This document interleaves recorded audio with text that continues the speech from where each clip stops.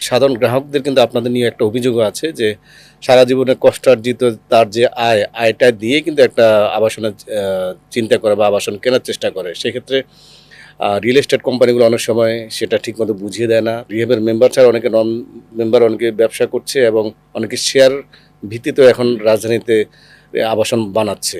তো সব কিছু মিলিয়ে এই খাতে একটা হযবরল অবস্থা আমরা দেখতে পাই। এটাকে কিভাবে নিয়মের ভিতরে আনা যায়? আজকে দেখেন, ঢাকাকে নান্দনিক করা, এই ঢাকাকে নান্দনিক সিটি হিসেবে ডেভেলপ করার জন্য প্রাইভেট সেক্টর যে কাজটা করেছে, আপনি র্যান্ডামলি ধানমন্ডি, গুলশান, মিরপুর যে কোনো এলাকা চেক করবেন, সুন্দর সুন্দর 10টা বিল্ডিং চেক করে এরপর আপনি নিচে যে নামটা দেখবেন যে কে করেছে, দেখবেন যে আমার কোনো না কোনো রিহ্যাব মেম্বার বিল্ডিং বানিয়েছে। তাই ঢাকাকে নান্দনিক করার পিছনে কিন্তু এই আমাদের রিহ্যাব মেম্বারদের অবদান আছে। এই অবদানটুকু আমি বলবো বিনয়ের সাথে অনুরোধ করে রাষ্ট্রীয় আপনাদেরকে স্বীকার করে নেওয়া প্রথমে। এরপরে আসে আমি বলেছি যে আমাদের সবাই ভালো না, কিছু তো প্রতারণা হচ্ছেই, ইটস ট্রু। প্রতারণা হয়, চিট হয়, অনেক কিছু হচ্ছে। সেক্ষেত্রে আমি দায়িত্বে আসার পরেই আমি একটা শক্ত মেডিয়েশন কমিটি করেছি। সেই মেডিয়েশন কমিটির দায়িত্বই হচ্ছে যে এগুলো রিজলভ করা। আর দেখেন, আমরা কিন্তু পুলিশও না, আমরা কিন্তু কোর্টও না, আমি চাইলেই সব কিছু করতে পারবো না। আমি রাষ্ট্রের সাথে আসার সাথে সাথে আমি 2-3টা মিটিং করেছি, মাননীয় পূর্তমন্ত্রীর সাথে 3বার মিটিং হয়েছে, পূর্ত সচিবের সাথে কথা হয়েছে যে রিহ্যাব মেম্বার না হয়ে যেন আবাসন ব্যবসা করতে না পারে। আবাসন ব্যবসা করতে হলে রিহ্যাব মেম্বার হতে হবে। উনি প্রথম তো বলছিলেন এটা তো আপনাদের লাভ হবে, আপনাদের ইনকাম বাড়বে। আমি নো, আপনি দেখেন বিজিএমএতে কিন্তু মেম্বার না হলে বিজিএম ব্যবসা করা যায় না। আপনি যদি আমার মেম্বার না হলে ব্যবসা করতে না পারে, আপনি এটা আদেশ দেন যে রাজস্ব বাংলাদেশের কোনো অথরিটি রিহ্যাব মেম্বার ছাড়া কারো প্ল্যান পাস দেবে না। তাহলে হবে কি, ওই লোকটা যখন অন্যায় করবে তাকে আমি যখন ডাকবো, সে কিন্তু তার ব্যবসার স্বার্থে, সে জানে যদি এই রিহ্যাব মেম্বারশিপ বাতিল হয় তাহলে তার ব্যবসা বন্ধ হয়ে যাবে, তাহলে তার ব্যবসা রক্ষার স্বার্থেই সে কিন্তু আমার কথা শুনবে। এখন কিন্তু আমি দেখেছি আমাদের পরিসংখ্যান যেটা, যে রিহ্যাবের মেম্বার থেকে নন মেম্বারাই এই অকাজটা বেশি করতেছে। তারপর দেখেন আপনি যেটা বলছেন অংশীদারি ভিত্তিতে যে বিল্ডিংগুলো হচ্ছে, তারা কিন্তু রিহ্যাব মেম্বার না, এবং সেখানেও কিন্তু অকারাঞ্চ হচ্ছে। দেখা যায় 50 জন মিলে একটা বিল্ডিং শুরু করেছে, এটা তো মানুষের কিন্তু ন্যাচারাল।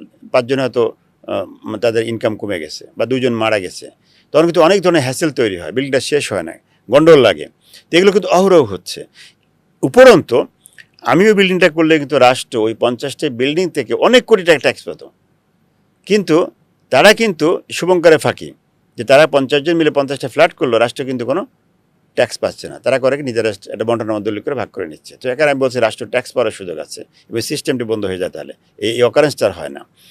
তো এই জায়গায় আমরা অলরেডি কথা বলেছি, রাষ্ট্র নীতিগতভাবে পূর্তমন্ত্রী এগ্রি করেছেন যে ওনারা আমাদেরকে এই সুযোগটা দেবেন। আমি বলেছি যে ঠিক আছে, ক্ষমতা তো আপনাদের হাতে আছে, আপনি আমাকে 1 বছরের জন্য দেন, আপনি দেখেন সারা দেশের আমি রিহ্যাব মেম্বারদেরকে কীভাবে আমরা কন্ট্রোল করতে পারি।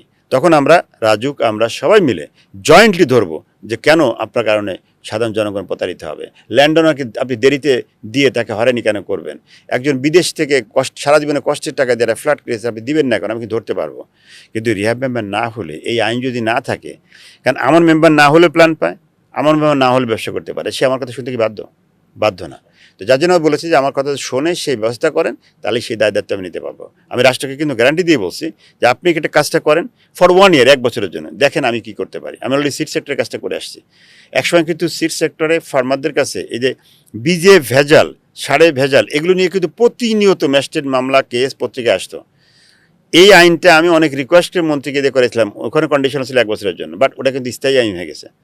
ওটা করার পরে বাংলাদেশে পত্রপত্রিকা লেখালেখি কিন্তু টোটালি বন্ধ। আমি এক্সাম্পল দিয়ে বলছিলাম যে আমার অভিজ্ঞতা আছে, আপনারা রিহ্যাব এটা করেন, যে সারা দেশে রিহ্যাব মেম্বার না হলে কি রিলেশন করতে পারবো না, তাহলে আমরা এর দায়িত্ব নিচ্ছি যে আমি বলছি না 100%, ম্যাক্সিমামটাই আমরা কন্ট্রোল করতে পারবো ইনশাআল্লাহ।